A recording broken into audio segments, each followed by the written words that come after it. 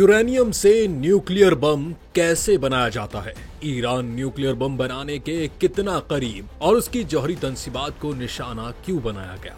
गुज़िश्ता हफ्ते के आखिर में इसराइल ने ईरान की 3 मरकजी जौहरी तंसीबात नतंज, अस्फहान और फर्दो पर अचानक हमला कर दिया, जिसमें कई ईरानी एटमी साइंसदान शहीद हो गए।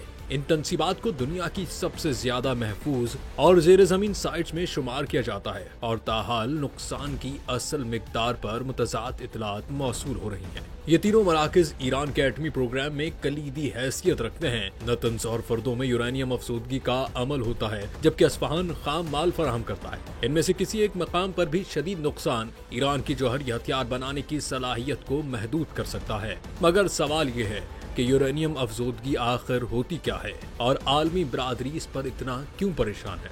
दरअसल यूरेनियम एक कुदरती अंसर है जो जमीन से हासिल किया जाता है। इसमें 92 प्रोटॉन होते हैं, लेकिन न्यूट्रॉन्स की तादाद मुख्तलिफ हो सकती है, जिससे मुख्तलिफ आइसोटोप्स वजूद में आते हैं। दिलचस्प बात यह है कि एटमी बिजली या बम बनाने के लिए सिर्फ यूरेनियम 235 मुफीद होता है, क्योंकि ये न्यूक्लियर फिजन यानी एटम तोड़ने के अमल को सपोर्ट करता है, जिससे जबरदस्त तवानाई खारिज होती है।